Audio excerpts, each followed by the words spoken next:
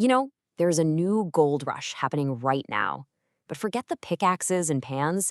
This time, prospectors are all looking up to the stars.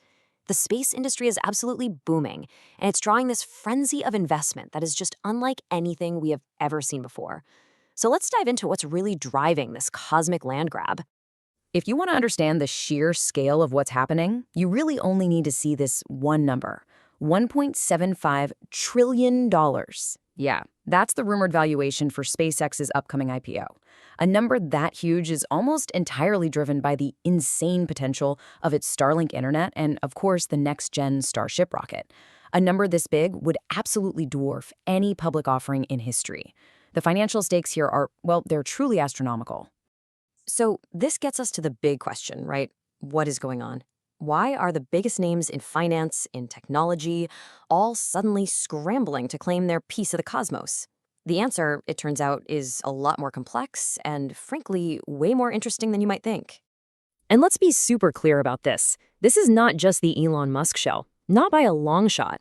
Reports are flying that Amazon is looking to acquire the satellite company Globalstar to juice its own space ambitions.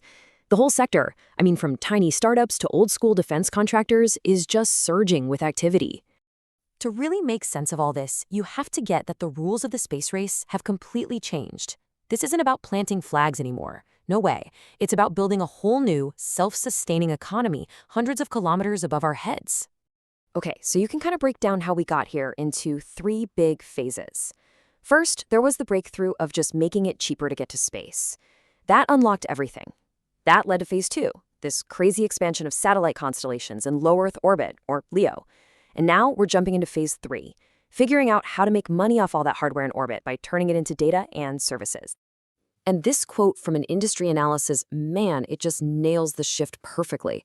We've moved past the technology verification period, proving the tech actually works. And now we are deep in the resource integration period. It's a land grab, plain and simple. So that gold rush analogy we started with, it's only half right. See, the real competition isn't about finding the gold itself.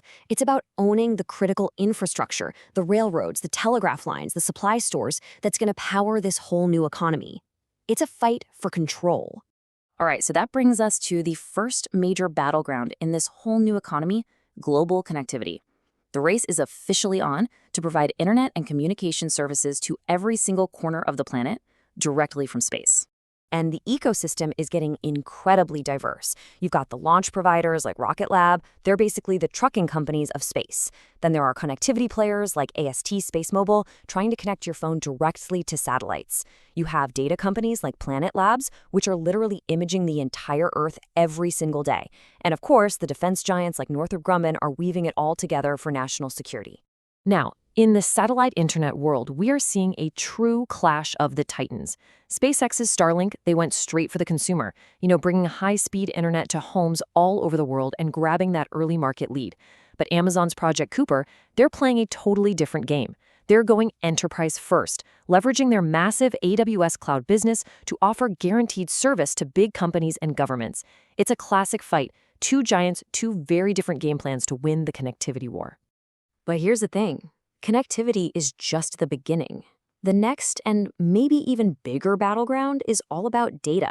I'm not just talking about beaming it down. I'm talking about processing it in orbit. We're talking about moving the very backbone of our digital world, data centers, into space. Seriously, tech giants like SpaceX, Amazon, Google, they're all looking at this. And you might be asking, why on earth would you put a data center in space? Well, it turns out the advantages are huge. In space, you've got continuous, uninterrupted solar power. You can also just radiate all that massive waste heat from the computers directly into the cold vacuum of space. And the end goal? Building the infrastructure needed to power the absolutely explosive, energy-hungry growth of AI. Okay, I know, this all sounds like pure science fiction, a revolutionary new economy built in the sky. But every revolution has unintended consequences. And the plan to put these massive data centers into orbit, well, it comes with one that is pretty visually dramatic. So let's be really clear about what we're talking about here. An orbital data center is not just another satellite.